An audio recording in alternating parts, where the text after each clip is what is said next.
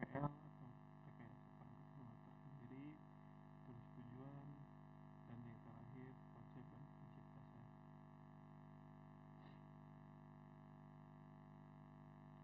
Di sini ada pengertian tentang RPL. Rekayasa perangkat lunak atau bisa disingkat dengan RPL yang mempelajari tentang penggunaan perangkat-perangkat lunak termasuk dalam hal pembuatannya, pemeliharaan hingga manajemen organisasi dan manajemen kualitasnya. Perangkat lunak sendiri merupakan sekumpulan data yang tersimpan dan terprogram oleh sistem komputer. Istilah ini cukup umum dengan sebutan software yang berisi instruksi-instruksi yang diprogram dan bisa berada di perangkat keras manapun.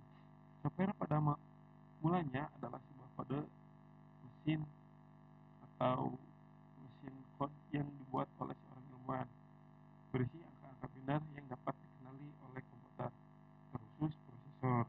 Software bekerja dengan membuat instruksi tertentu dalam melakukan perhitungan, logika, input, output, dan aritmatika pada prosesor. Selanjutnya di sini ada menurut para ahli tentang RPL itu tersendiri. Yang pertama ada Stefan Erdős menanggapi tentang RPL adalah sebuah disiplin ilmu yang mana dibuat untuk kepentingan menghasilkan perangkat perangkat lunak yang bebas dari kesalahan, pengiriman yang tepat waktu, dan memuaskan keinginan pemiliknya. Yang selanjutnya itu adalah Fritzi Bauer. Dia mengartikan RPL sebagai pengembang, pengembang dan penggunaan prinsip rekayasa dalam rangka memperoleh perangkat lunak yang bisa dipercaya dan bekerja secara efisien dan dilakukan pada mesin nyata. Terus menurut IEEE atau Institute of Electrical and Electronics Engineering adalah sebuah studi dan aplikasi dengan menggunakan pendekatan yang bersifat kuantitabel, kuantitabel, disiplin dan sistematis kepada pengembangnya, memiliki operasi dan pemeliharaan perangkat lunak yang merupakan aplikasi.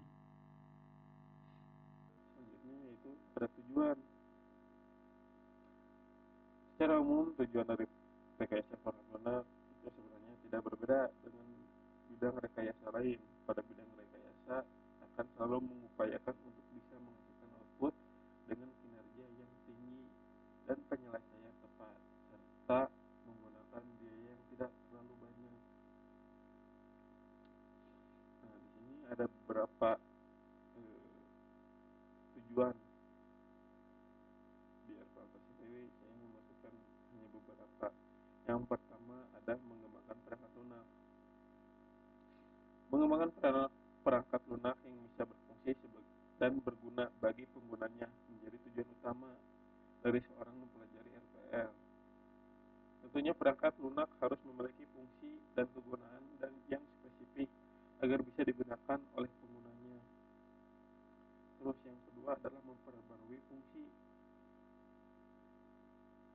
Fungsi yang ada pada perangkat lunak terkadang membutuhkan pembaruan dikarenakan fungsi yang sudah ada sebelumnya mengalami pengurangan sehingga berkurangnya jumlah fungsi yang bekerja. Dengan mempelajari perangkat lunak secara mendalam, perangkat lunak yang sudah ada bisa menjadi sebuah sistem yang lebih baik ke depannya dan lebih berguna bagi penggunanya. Terus ada menciptakan user friendly. Perangkat lunak yang user friendly setidaknya memiliki tampilan yang menarik atau front-end-nya atau UI UX-nya gitu menarik, fungsional serta mudah untuk digunakan. Pemahaman lebih tentu dimiliki oleh orang yang mempelajari rekayasa perangkat lunak sehingga ia bisa menggunakan ilmunya untuk memperbaiki, mengembangkan, dan menciptakan perangkat lunak yang user friendly tersebut. Terus ada mengintegrasi peralatan mekanikal. Beberapa peralatan mekanikal yang ada biasanya memerlukan integrasi dengan perangkat lunak agar sistem dapat bekerja dengan lebih optimal. Sebuah peralatan yang membutuhkan integrasi dengan perangkat lunak bisa menjadi sebuah masalah. Namun mereka yang mempelajarinya tentu bisa menyelesaikan masalah tersebut.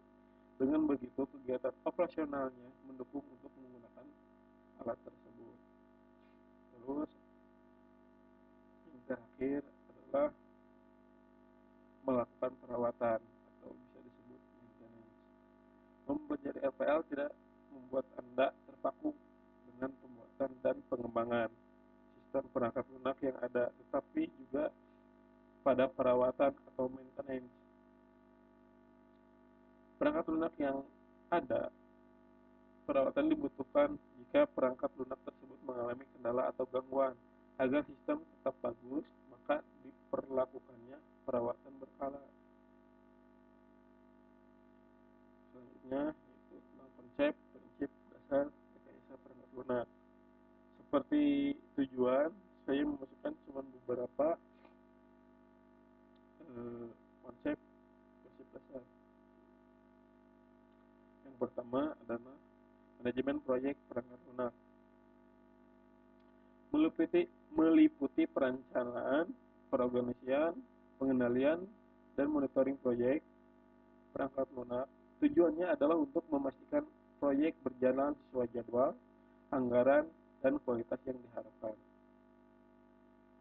Selanjutnya, pengujian perangkat lunak. Proses pengujian dilakukan untuk memastikan bahwa perangkat lunak yang dihasilkan berfungsi dengan baik dan sesuai dengan kebutuhan pengguna. Pengujian dilakukan dalam beberapa tahap, mulai dari pengujian unit, integrasi, sistem, hingga pengujian penerimaan. Terus, dokumentasi perangkat lunak. Dokumentasi perangkat lunak penting untuk memudahkan pengembangan dan pemeliharaan perangkat lunak di masa depan. Pemeliharaan perangkat lunak di masa depan. Dokumentasi meliputi dokumentasi kebutuhan, desain, implementasi, dan pengujian. Terus pengembangan perangkat lunak bersistem. Pengembangan perangkat lunak ini bisa dilakukan oleh satu orang saja, melainkan membutuhkan tim yang terdiri dari berbagai spesialis seperti analisis sistem, perancangan, programmer, dan tester. Komunikasi dan kolaborasi yang baik antara anggota tim sangat penting untuk memastikan keberhasilan proyek. Terus kualitas perangkat lunak. Kualitas perangkat lunak penting untuk memastikan keberhasilan pengguna perangkat lunak. Kualitas perangkat lunak dapat diukur dengan berbagai metrik seperti reliabilitas, kinerja, keamanan. Terus yang terakhir itu reusabilitas perangkat lunak. Reusabilitas perangkat lunak penting untuk mempercepat proses pengembangan. Reusabilitas dapat dicapai dengan menggunakan metode dan alat pengembangan perangkat lunak yang terstruktur dan sistematis.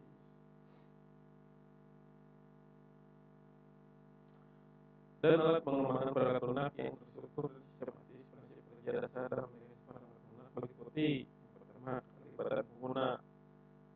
Pengguna harus terlibat dalam seluruh tahap pengembangan.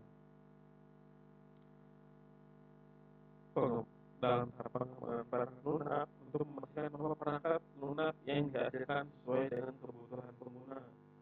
Terus yang kedua, keteraturan dan konsisten pengembangan perangkat lunak harus dilakukan secara teratur dan konsisten untuk memastikan kualitas perangkat lunak yang dihasilkan.